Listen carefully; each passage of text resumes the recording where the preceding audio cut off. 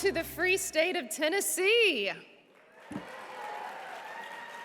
I love living here in Nashville, and I'm so glad all of you are here. A special shout out to my friend Ralph Reed and his entire team who put this together. Let's give him a round of applause.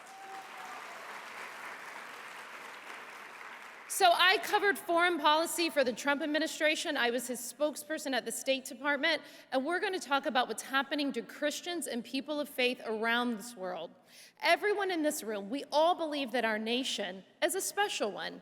Americans who believe that we need to fight for our beliefs, and we are all Americans who will never take our faith or our freedom for granted. And those are exactly the things I want to talk to you about today. There is a war afoot. Unlike Russia's war in Ukraine, this war is being waged in secret. It is a war against the children of Abraham. Whether they are, and these victims could be Christian, Jews, or Muslims, there is a war against people who believe that there is just one God. And this war is led by a new axis of terror. At the head is the Chinese Communist Party and its leader, Xi Jinping. So what does Xi Jinping believe? Well, like most communists, he's a Marxist and he's an atheist. He's required that all Communist Party members should be Marxists and atheists too, but there's a catch. He might appear not to support religion, but he calls on the Chinese citizens to have faith in Marxism. You see, Xi Jinping wants to elevate Marxism higher than just being a political philosophy. He wants it to be regarded as almost another religion entirely. Of course, we know this is purely evil. And we know that tens of millions of victims were killed during the 20th century by the hands of men like Joseph Stalin and Mao Zedong. Xi Jinping is Marxism's latest prophet. He even has his own scripture that every student in China must study, and it's called Xi Jinping Thought.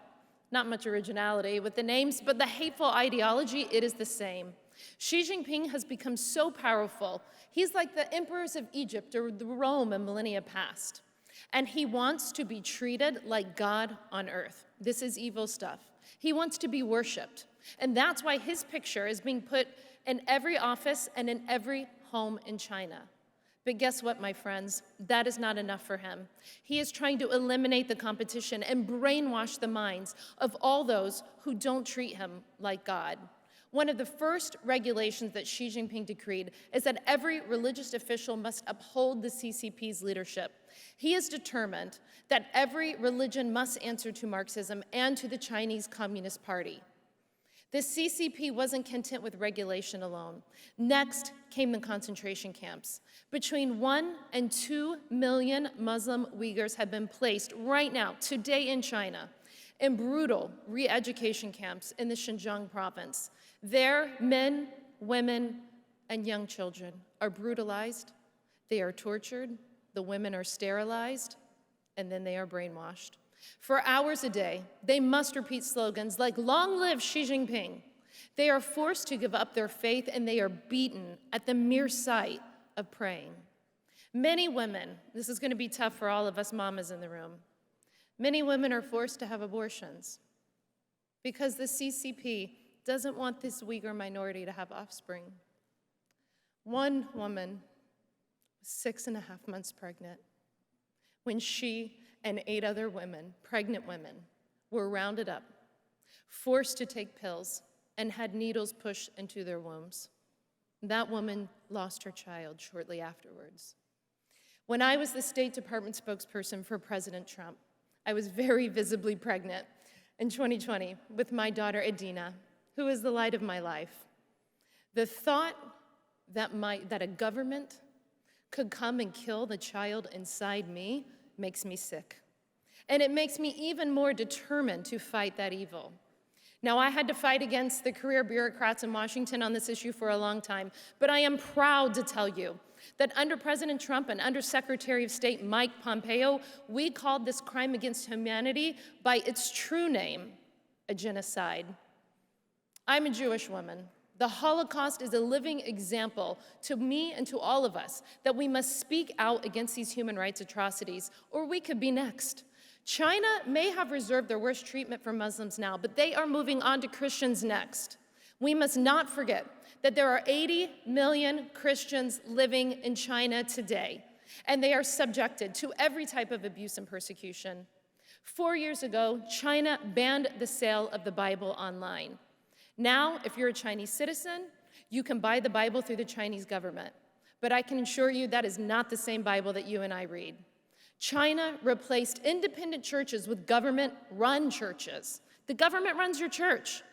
In these fake churches, the 10 Commandments, they have been censored and they have been replaced by Xi Jinping's quotes and other propaganda text. One Chinese pastor had a picture, of course, of Jesus in his church.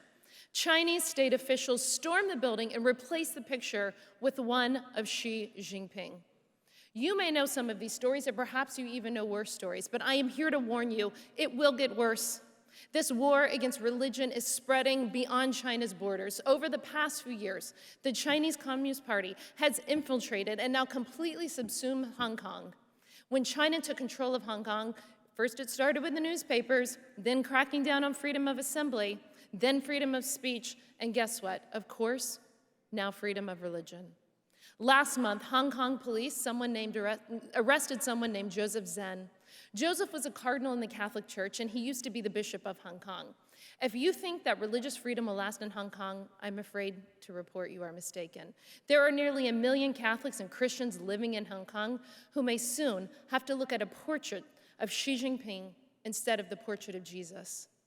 But what's after Hong Kong? Xi Jinping says that reunification with Taiwan must be fulfilled. What that really means is a military invasion of the island. If the Chinese Communist Party takes over Taiwan, religious freedom could die there as well. There are 23 million people living peacefully in Taiwan. That's more than the state of Florida. And there are 2,845 Christian churches today in Taiwan. That's just one reason why it is so important that the United States and our allies defend them from attack before we lose yet another country and yet another group of Christians to the cancer of communism. China's ambition to grow into a superpower isn't only about increasing political power, it's about wiping every ideology, every religion that poses a threat to the Chinese Communist Party and to the cult of Xi Jinping. And guess what? That includes every idea, every religion, everything you and I hold dear here in the United States. And China can't complete this mission alone. It has allies, even the regimes that think very different things, regimes that you wouldn't think are aligned. They hate America, and they hate religious freedom. China's most dangerous allies in this war are Iran and Russia. China props up the radical Iranian regime led by the Ayatollah Khamenei. Though he calls himself a defender of Muslims, Khamenei is completely silent about the plight of millions of Muslims in concentration camps in China. That's pretty strange, but it makes more sense when you learn what this regime has done to brutalize Muslims and Christians who live in Iran. Muslims who dared to take the streets and protest 2 years ago. The fact is, Ayatollah Khamenei doesn't care about Muslims, he cares about power, but he's also intent on threatening Jews and Christians. In Iran, countless Christian converts, our brothers and sisters, are flogged dozens of times for taking communion. One pastor was just sent to prison in Iran for 10 years. What was his crime? Promoting Christianity. And at this very moment, Iran is advancing its nuclear program while the Ayatollah Khamenei threatens to wipe Israel off the face of the map. His office put out a poster with a picture of Jerusalem and the words made famous by Adolf Hitler, the final solution. The Iranian regime is the world's leading state sponsor of terrorism and the world's leading state sponsor of anti-Semitism. Iran is just as radical and just as dangerous as ISIS. Right now, Iran's assassins are trying to murder President Trump and Mike Pompeo. It's happening right now. That's why Mike Pompeo still has diplomatic security. President Biden and his officials, what are they doing about this threat? They're trying to cut a deal with Iran. They're trying to cut a deal that would give the Iranians $90 billion in sanctions relief and put zero restrictions on their terror plans. They aren't alone. In the past 2 years, Putin's persecution against any religion he can't control has only deepened. Russia banned 4 different evangelical churches last August. Nearly 1,000 Russians were set to be in prison last year for their religious beliefs, and just like Nazi Germany, Russia particularly targets Jehovah's Witnesses. Last September, Russian special forces, they broke into a pastor's house. After they broke down his front door, they stabbed him, they beat him to unconsciousness, and they broke his front teeth. They tortured another pastor, and then they beat both of their wives. Why is Russia doing this? Because these pastors and their congregations refuse to swear an allegiance to a government. My friends, as I said at the beginning, we are at war. The forces of Marxism, authoritarianism, and totalitarianism are at war against our religion because dictators cannot tolerate the idea that all of us in this room answer to God before we answer to the government.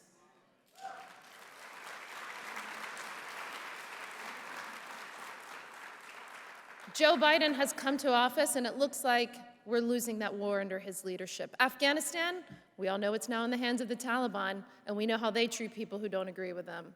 We're closer than ever to losing Ukraine. Taiwan might be next, and Israel could soon face the threat of nuclear extinction from Iran.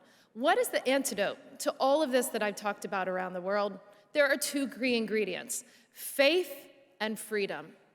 And across all these challenges, our leaders are asleep at the wheel in the Biden administration. And at times, it's even worse. Sometimes they help our enemies. Americans like you and me must stand up and say, enough is enough. We want leaders who stand against our enemies, who show real leadership, who fight for religious freedom around the world, and who stop the spread of Marxism from coming to our shores here in America. I can tell you, as long as we have Democrats in control of Washington, we're at war. We're at a threat. That's why the work of the Faith and Freedom Coalition and every one of you in this room is so important. If we want to protect our values, if we want to protect our freedom and our faith, and to pray how we want to practice how we want to, it starts by taking back Congress this fall and the White House in 2 years from now. I'm working to do that. I'll need your support to make that happen. Thank you, and God bless America.